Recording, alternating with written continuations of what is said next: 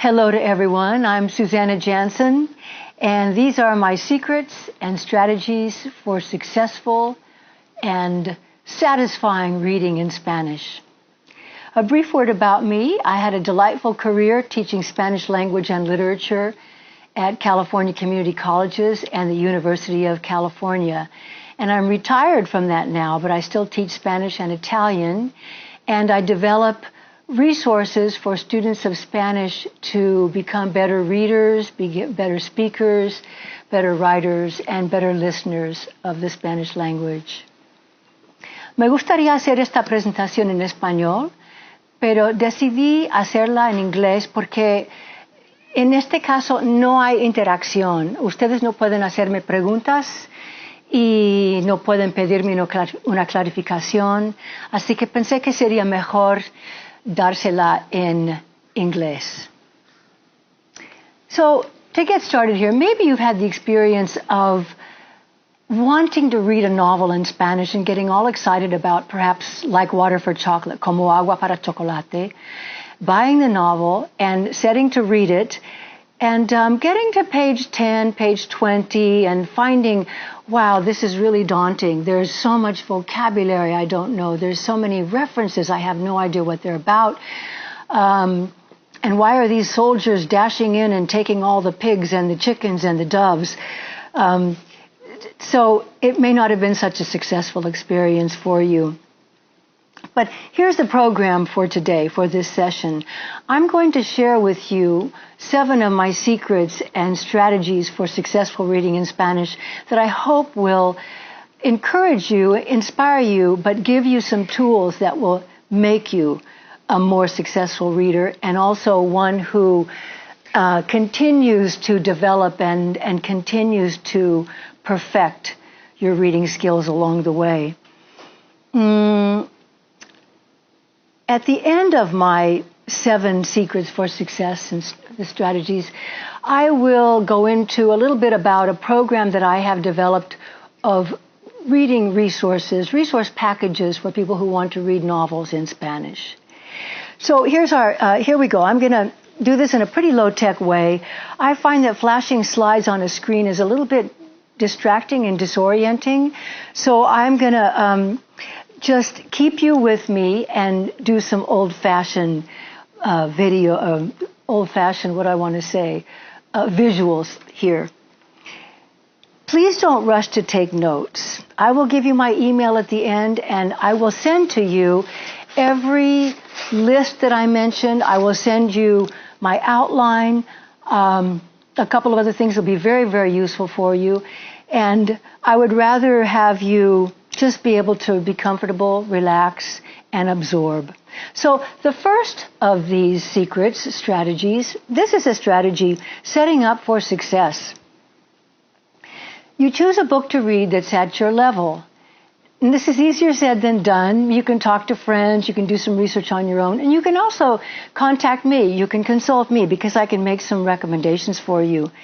You want to be consistent. You want to stick to it. It's better to read 1 page a day than to read 7 pages on Saturday. And this is a general principle for any, not just learning Spanish or learning a foreign language, but learning anything, is to do a little bit on your target every single day. And in Spanish, you know, it could be 5 minutes. It could be just using the ATM in Spanish. It could be listening to a song. However, the more active it is, the better. If it's speaking for a little bit, if it's writing for a little bit, definitely if it's reading, particularly if you are an active reader, for example, reading a paragraph out loud now and then. But to be consistent, very, very important. Do not rush. There's no rush to get to a destination. Enjoy the process. Embrace the frustration because it's a given. It's not going to go away. And as you progress in Spanish, you may already be at the advanced level. Maybe you're a high intermediate. But as you progress, the frustration will always be there, but at a slightly different level. And it's just something that, you know, you could say surrender versus resistance, and the surrender works a lot better. Consider reading with a buddy. This is not feasible for everybody, but if there's someone who's working at about the same level that you are, It can be very rewarding, and it can be a very good way to have some accountability. So that's number one, setting up for success. Number two is a little discussion I'd like to have of print book versus electronic book. It seems like a great idea to hold a Kindle in your hand and you just touch your finger to the screen and it gives you the definition for that word. But it just does not work all that well in your second language, in your foreign language. And why is this? There's so much ambiguity with dictionary definitions, and when you're only getting a one-word definition, you're probably not going to be very satisfied, and you may, in many, many cases, not even be getting anything close to what you really need.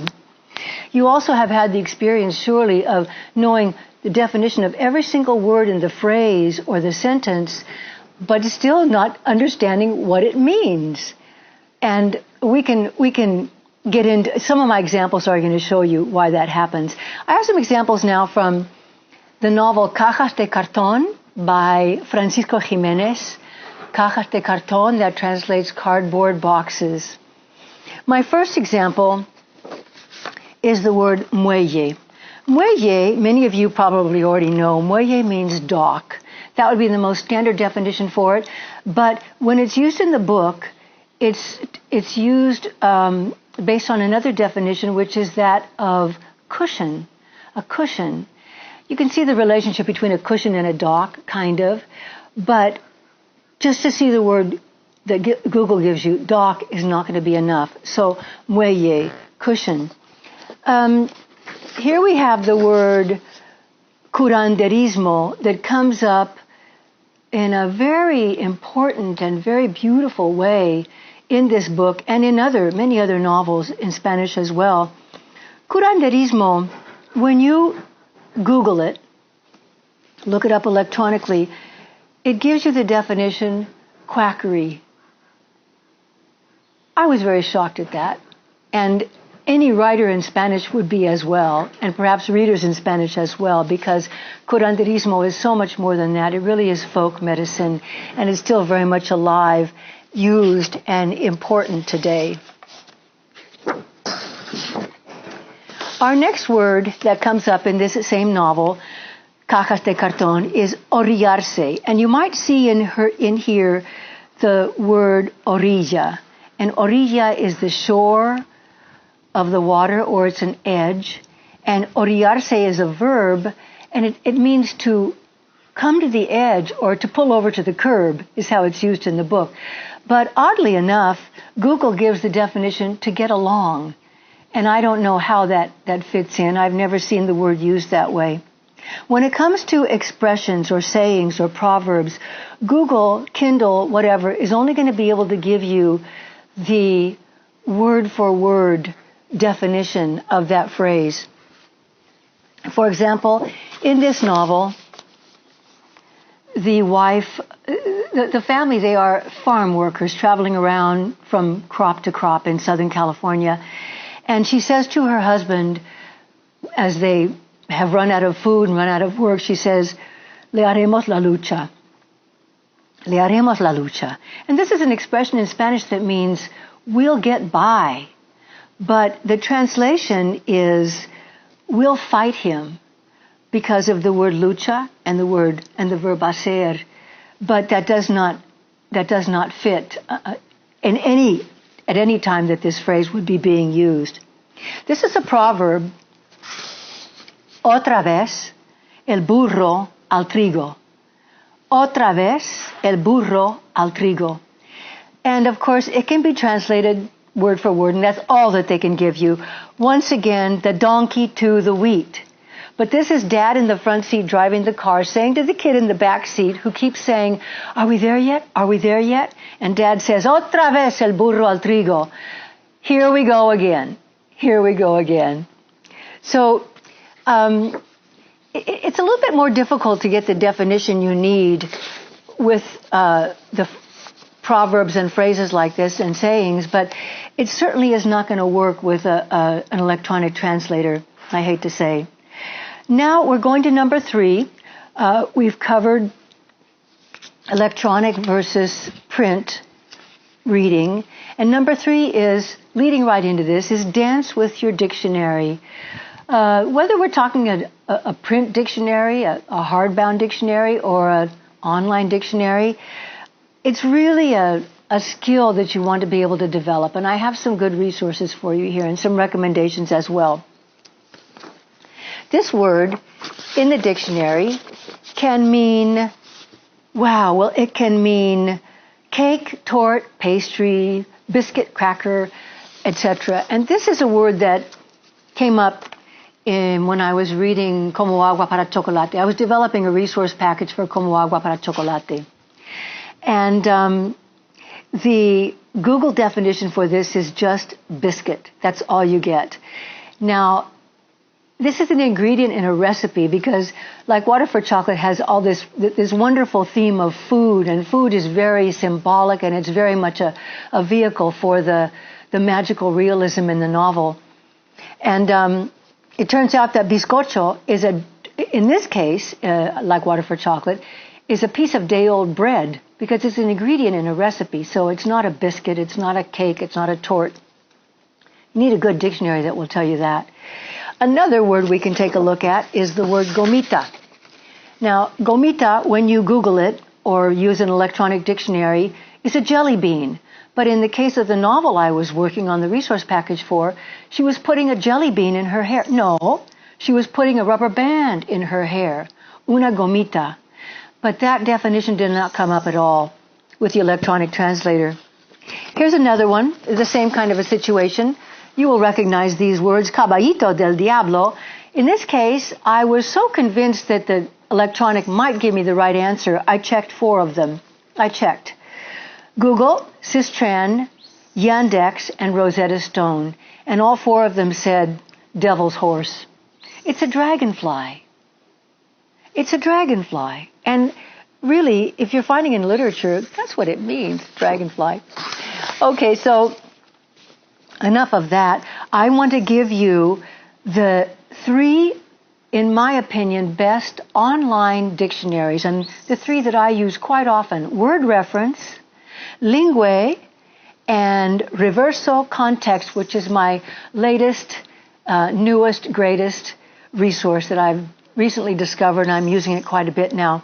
These word reference, you put in a word, it gives you a definition, but it gives you several different possibilities. Lingue, you can put in a whole phrase, and they'll give you examples of how it can show up in literature and in writings and documents and that kind of thing. The same with Reverso Context. Very effective tools. Now, my very favorite print dictionary is this heavy tome that you can it also doubles as a weight for your arms. The Simon & Schuster International Dictionary, Spanish, English, English, Spanish. I have 2 of these, the first and the second editions, but now Simon & Schuster is no longer in the dictionary business, and it's Webster's that's taken this over, and it's Webster's International Dictionary, Spanish, English, English, Spanish.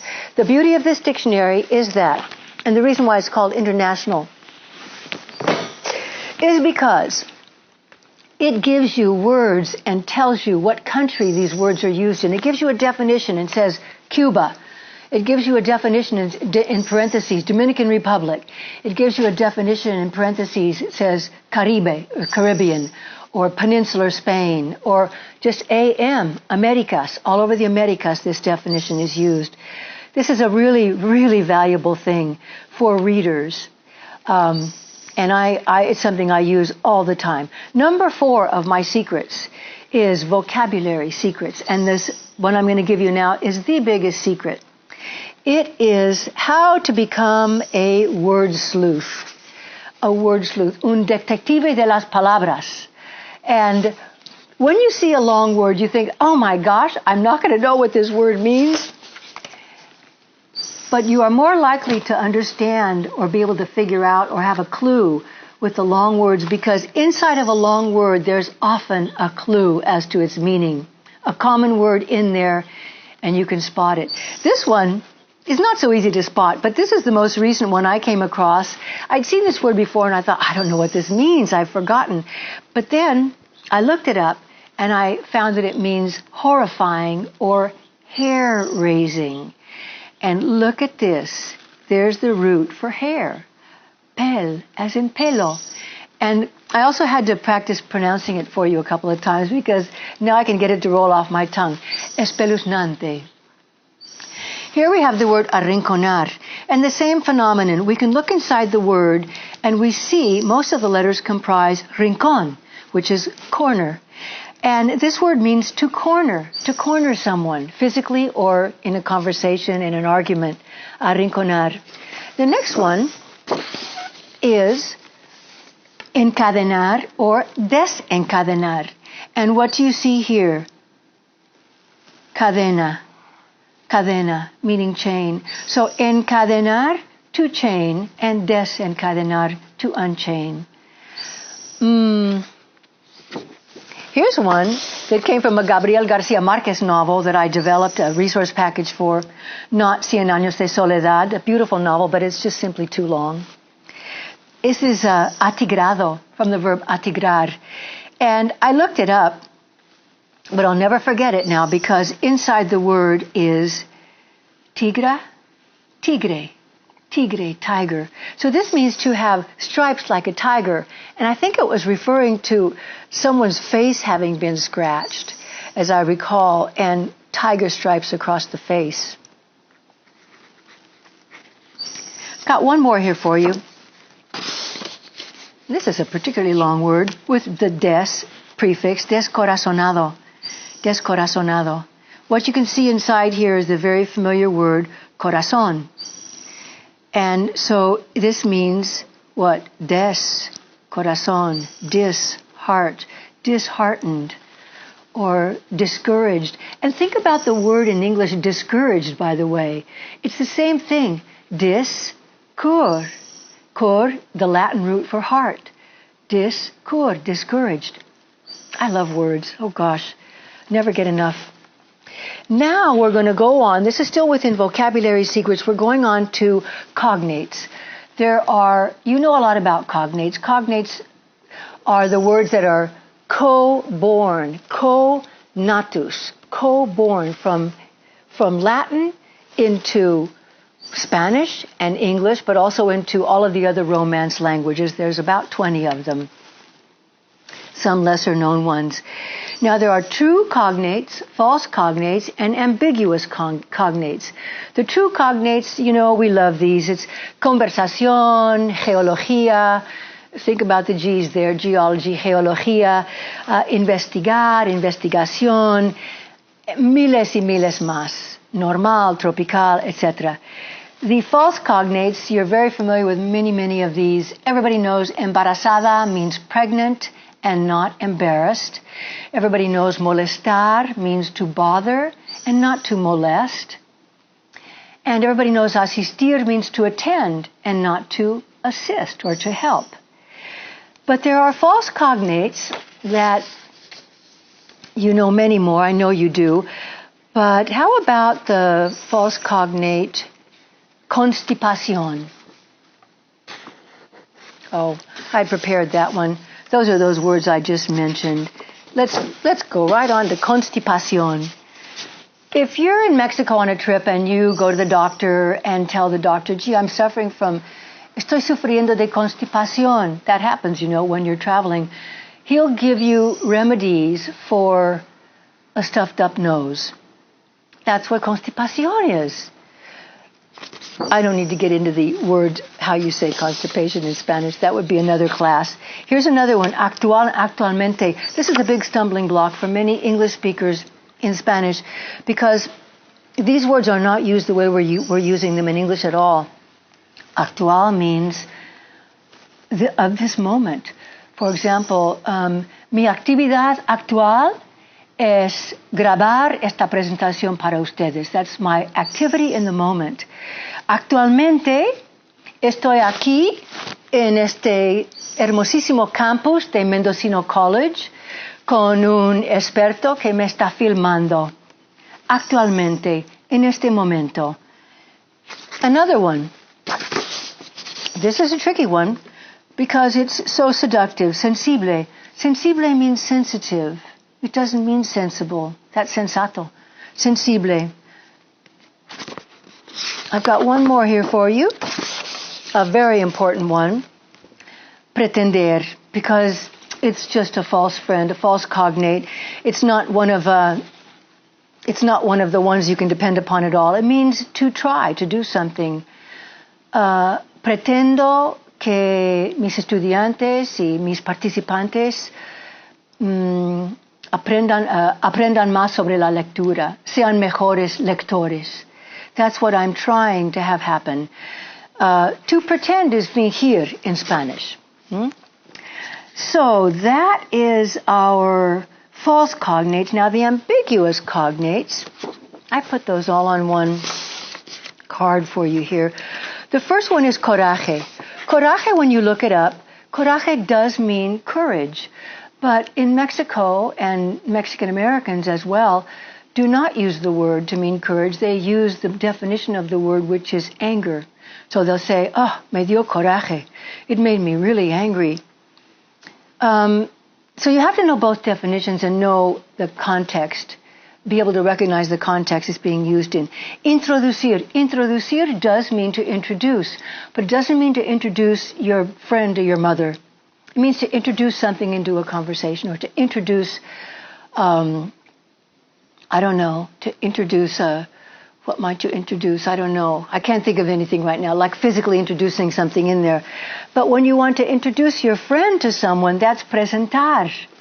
So you see how I'm saying it's an ambiguous cognate because it has the definition to introduce. You might go, oh, boom, I'm there. But you actually have to look a little bit deeper.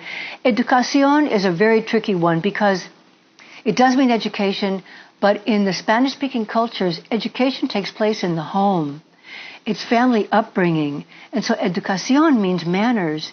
If you say, él no tiene mucha educación, you're saying he has bad manners. So you got to be really careful with that, the difference between educación and schooling. Discutir, yes, it means to discuss. And it can be used to mean to discuss. But you have to be careful of your context because if the context isn't clear, it will be always understood as to argue. Excitado. Oh, am I excitada? No. Estoy emocionada. Estoy emocionada de compartir esta información con ustedes. Excitado is a path you don't want to go down. It means sexually excited. You can use it for an animal if they're really jumping all around. That animal is aroused. They're really kind of on edge. But for a person, it only has that sexual connotation. Those are the cognates. Now, by the way, let me say now that I will give you my email at the end of this presentation, and I will, if you email me and you request my materials, I will happily send you my list of word sleuthing. I've got hundreds of words on that list. I'll give you my list of cognates and a number of other things too that I'll mention. I'll be happy to share with you. I'm going to move on now to grammar. I wish we could say, oh, I'll just get the meaning of this passage from the context and have it be so. But you've got to know grammar basics, and you might as well use your reading experience to become better with grammar, to have a better grasp of grammar. Verbs, for example. You don't want to have to Google every time you run across a verb to find out what tense it's in. So here's my suggestion with verbs, so that you can relax over them. Have a list right by your side while you're reading that has your AR, ER, IR, common verb. It could be hablar, comer, vivir, and run all the way down all the conjugations. You can make a copy of a page of your 501 Spanish verbs. If you don't have that book, you want to make sure you get it. It's fantastic. Most of you know that already. You can also go online and find something that just runs through all of the tense conjugations for you.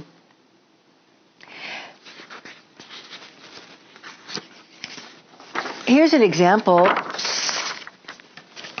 Both of these verbs, forms of the verb vivir, have the same ending, the ian ending.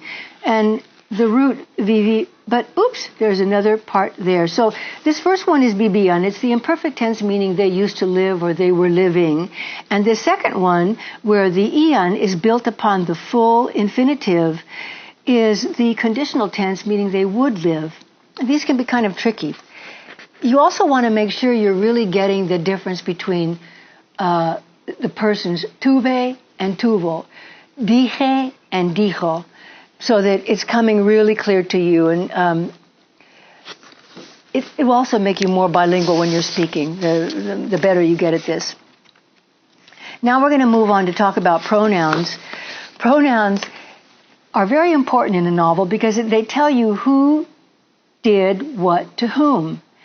And so you can't really, like we were talking about word sleuthing, where the long words, sometimes you can figure those out, but sometimes it's the little two-letter words that are the hardest ones to figure out what they mean. So I've done some easy examples here. Jorge le pidió dinero a su tío. There's a second part to this, comma. Jorge le pidió dinero a su tío. This is an indirect object asking money from his uncle. The uncle is the indirect object. And in this case, you have to have this little pronoun le in there. You have to have the actual indirect object repeated with the pronoun. This is a complete sentence. Jorge le pidió dinero. This is not. This has to be there. So Jorge le pidió dinero a su tío, pero él no quiso dárselo. Él no quiso dárselo. When you get into double pronouns, I know it's complicated. I'm not going to give you a pronoun lesson in this moment, but my recommendation for you is to go back and look at a pronoun lesson in your textbook or online every now and then. Just run through a series of practices, because you will come to a point where you can understand what's being said to you, you can understand what you're reading, and you'll actually come to a point where pronouns will roll off your tongue. And you wouldn't have to think about them and figure on them quite so obsessively.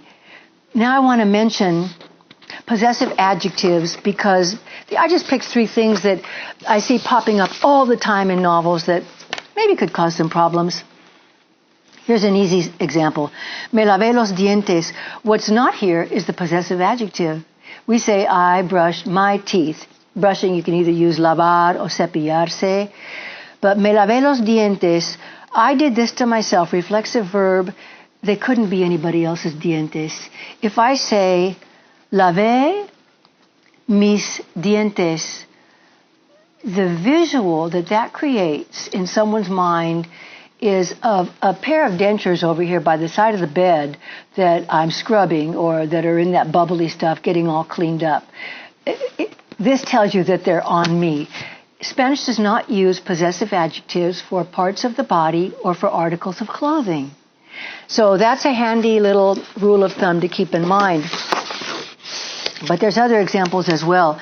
El corazón me latía fuerte. This isn't a reflexive verb. It's the heart that's doing the beating, but it's doing the beating to me. And for that reason, a Spanish speaker would never say mi corazón latía fuerte, but mi corazón, no. El corazón me latía fuerte. The third one I want to give you, mamá asoma la cabeza por la ventana. Asoma is to stick out. Mamá asoma la cabeza por la ventana. If mamá is sticking out something, the cabeza, it could only be her cabeza. You see why you don't use the possessive there. It just simply couldn't be anybody else's cabeza. One more. Ella se paró agarrándose el pecho. Ella se paró, she stood up, clutching her chest. Agarrándose el pecho, reflexive verb, doing this to herself. It's just something you want to watch out for so that you can minimize any confusion. We talk now about syntax. Syntax is word order. It is understanding how the words are arranged to form a sentence. And I like to say it's sinfully taxing not to understand syntax, and you don't want to let that happen. It's sinfully taxing to your bilingual brain. As you know, in Spanish, the subject often comes after the verb. So, for example, if I want to know, do your parents have a cabin in the woods? I would ask, ¿Tienen tus padres una cabaña en las montañas? And I start with the verb, ¿Tienen tus padres? That is the standard way to ask a question in Spanish, a yes-no question. And it is the way of rendering the English do or does. Do they? Verb first. You might start reading this phrase and think, okay, mientras pasan los días. Pasan, while they're spending the days. But remember, flexibility. It could be while the days are passing. In fact, you read the second part, y caen las hojas. That's in fact what it is. While the days are passing and the leaves are falling. Mientras pasan los días y caen las hojas. I want to move on now to the obligatory definite article. This is a big deal in Spanish. You cannot start off a sentence with, your subject when it's a generalization like boredom or Americans or education or final exams. You have to have a definite article in there. So we must say, el aburrimiento es señal de la pobreza mental. You would never say in English, the boredom is a sign of the mental weakness. But in Spanish, you must say it that way. I have another example here. This is showing that word order is very flexible in Spanish. And that's another thing to always remember. Word order, of course, there's poetic license, but word order is just simply flexible in Spanish, much more so than in English. So, en algo se había fijado. You could easily say, and probably in conversation you'd say, se había fijado en algo. He had noticed something. But here we want the emphasis on the something. En algo se había fijado. He had noticed something. So that's the way it can easily be phrased and sounds quite lovely, both in speaking and in writing. So now I want to also just mention to you that punctuation can be a little bit different in Spanish than it is in English. For one thing, not as many commas are used, and thank goodness for that. For another thing, and this is where I think this is what you need to know with reading books, reading novels. Dialogue is written differently. Dialogue is not written with quotation marks. It's written with dashes. And I have a wonderful website I can send you that just lays it out, and you'll be able to understand it. And if you contact my email, and I'll send that to you as well. Number 7 of my list of things is becoming more fluent through reading. The most important thing here is your intention. You can actually intend to become more fluent, both as a reader and as a speaker, with your reading. And how do you do this? You focus on recognizing the verb tenses when you see them, and you focus on learning the vocabulary and the phrases and the proverbs and whatever. Of course, not all at once. It happens slowly. You say words aloud. You read a paragraph aloud. You read a page aloud now and then. This is very effective, and it's wonderful for your pronunciation as well. You make a list of the words, phrases that you find interesting and useful, and that you think, I would actually use that in my conversation or in my writing. Now, just picking up a novel and reading it through in Spanish is probably not possible for an intermediate student without some help. From dictionaries, of course, for starters, and may even be quite daunting for some of the advanced students as well that maybe don't have very much reading practice. So what I want to tell you about now is a program that I've started called Novellas in Espanol, and we'll go back to why this daunting effect happens. Why is it? Well, there's vocabulary. There are expressions, there's slang, there's regionalisms, there's archaic words that were used in a different era. There's all kinds of things. And then also there are just cultural differences and things that are mentioned in a book that culture, history, geography, politics, things that are not just on the edge of your mind at the moment. So the many, many things that you have to deal with when you're reading a novel are going to be quite daunting for you, and yet understanding them is what really can give you some of the fulfillment, some of the enjoyment, some of the satisfaction that comes from reading a novel and not just understanding the plot. So with my project, which is called Novellas en Espanol, I've created resource packages for selected novels for readers at the mid-intermediate and above level, and the page average for my novels that I've selected is about 230, 250 pages averaging. I try not to let them go too long. And I also have tried to give a good representation of the 21 countries in the Spanish-speaking world. And I'm adding new novels all the time. So here is what Novellas en Español offers. Each resource package has an extensive section of notes on vocabulary and references in the book, and it contains page-by-page definitions. I recommend the edition of the print book that you need to buy, and it goes page by page with my definitions and my explanations of you name it, words, phrases, regionalism, slang, vulgarisms even, the cuss words that show up in books, everything to save you the work and the frustration of looking up a dozen or more things in a page and still not getting 100% what you're looking for. It works out all the ambiguities of dictionary definitions, whether it be print or electronic. And it enables you to easily access and understand and be able to enjoy songs, artwork, little famous people, mini biography of a famous person that's mentioned. And also I inject in there teeny little bits of grammar and mention of false cognates and things like that come up in the text.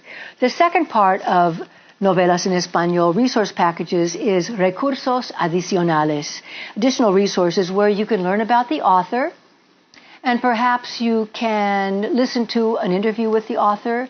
You can watch a video that tells of the historical background of the novel.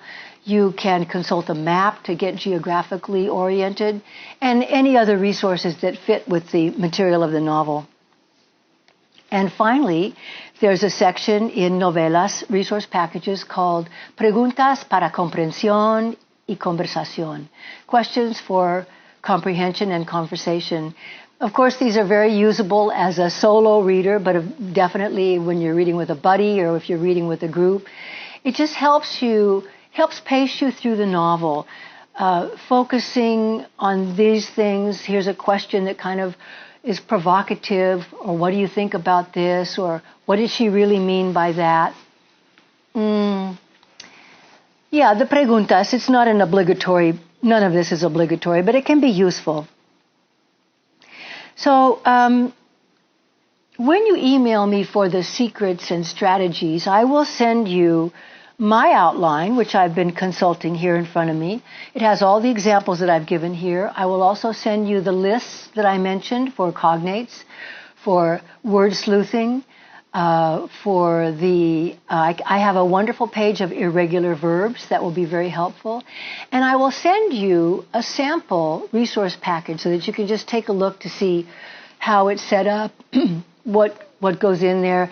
It's only a fraction of what a real resource package looks like, but I think it would be something that give you a good idea. Here you can see my website, and you can see my 2 email addresses, either one.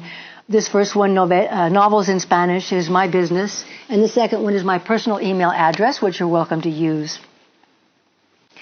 So in these last couple of minutes, I would like to just give you a very quick review of the 7 secrets and strategies that I've mentioned during this presentation. And the first one is setting up for success. And if you'll recall, that's choosing your book, being consistent, reading a little bit every day, not rushing, embracing the frustration, and consider reading with a buddy. The second one, I gave that brief discussion of the print book versus the electronic book.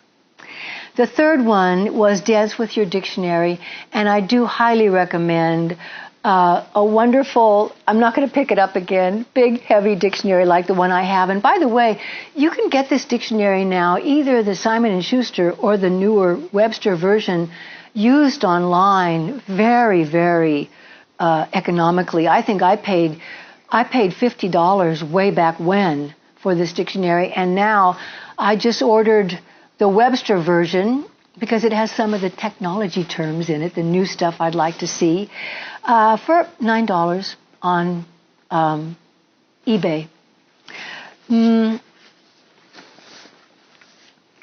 I also, let's see, that was number 3, Dance with Your Dictionary. Number 4 was the Vocabulary Secrets, and in there I talked about word sleuthing, look inside those big words, and I also talked about cognates, false cognates, true cognates, and ambiguous cognates.